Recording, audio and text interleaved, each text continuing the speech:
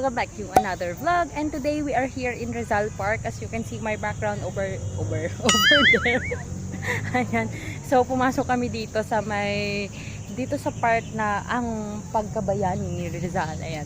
May entrance fee lang siya na 20 pesos for the general public and 10 pesos for the students. So kulang muna kami. Actually galing na kami doon sa statue kanina and hindi ako nag-vlog doon. Sobrang dami ng tao. So dito muna kami. Ayan guys, may mga stations din dito. Ito, hindi ko na alam. Hindi ko na matatandaan. Ito ata nung nagpapaalam si Rizal sa kanyang mudra. Tama ba? Alam, nakalimutan ko na yung Life of Rizal.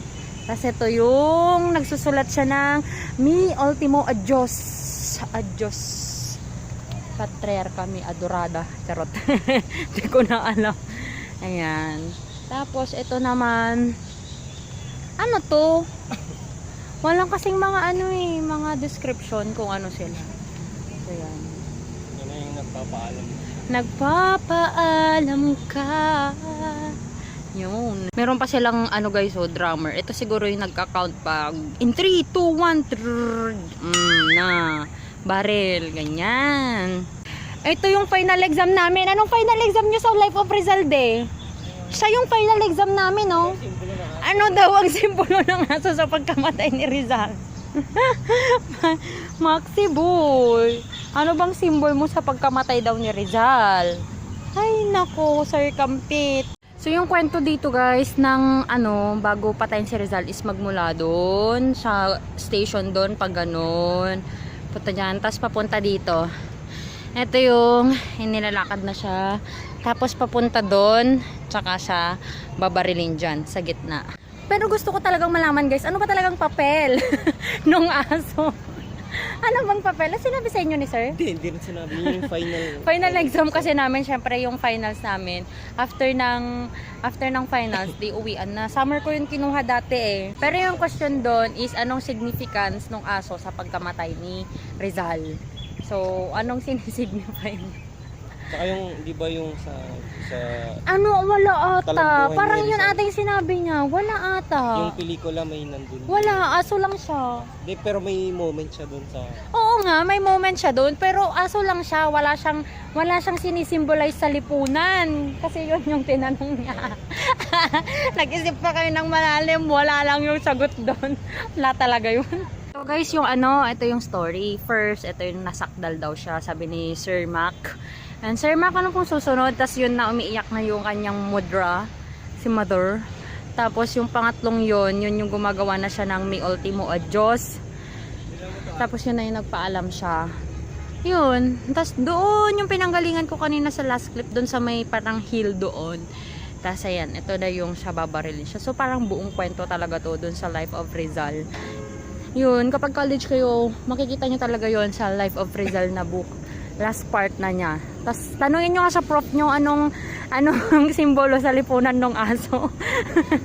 Nung pumunta ako dito sa Rizal Park, I was only 6 or 7 years old. Kasama ko si papa ko nung nagpa-process kami ng papers nila lola ko papuntang US.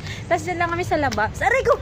Dyan lang kami sa labas. Hindi kami nagpunta dito sa loob. Kaya alam kong nakapunta na ako dito pero hindi na siya masyadong sa utak ko. Ito yung sinulat ni Rizal, Mi Ultimo Adios or yung my last farewell. Ito yung English version niya. Ito yung namin nun eh. Parang midterms ata namin to. Part ng midterms namin. Yung my last farewell.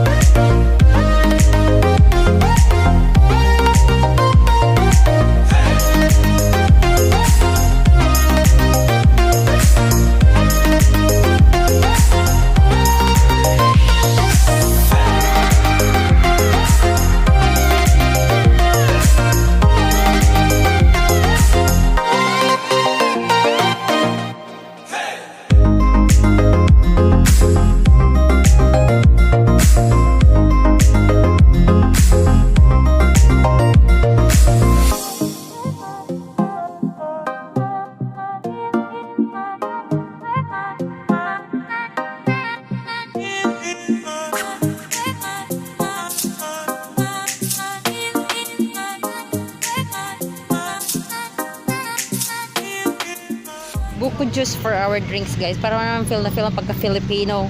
Buko na buko talaga. Magandang dalhin dito, guys, yung mga bata, yung mga estudyante, ganun. Para mas ma-appreciate nila yung lesson nila. Kasi kung pinuntahan ko to dati, nung nag-aaral pa ako, mas, it will be easier for me to understand the life of Rizal. So we are heading now to the National Museum of Natural History. Pero mukhang hindi tayo makakapasok. Sunday kasi ngayon, guys, kaya sarado siya. So, i-picture na lang tayo. And that is, naku, pag yan, nabuhay yan. Yan. Sino ba yan? Si Lapu-Lapu. Sino yan? Naku naman. Sensya na. Alam sa history. Pag yan nabuhay, no, parang sa The Night at the Museum. Oh, scary. Hey guys, so I'm gonna close this vlog now. Andito na kami sa Pangasinan and nakalimutan ko na naman close yung vlog. So I'm gonna close it now para bago yung vlog natin. So we will go to Urdaneta to buy a phone. Charot. To buy a phone. Kasi give up na tong phone ko. Nag-ano na siya. Nagpipindot na siya mag-isa. Buti nga nakapag-video ako ngayon eh. So yun lang guys. I hope you enjoyed watching this video and if you haven't followed me yet on my Instagram and on my Facebook, the name is Joy Mia, and I'll talk to you guys on my next one. Bye!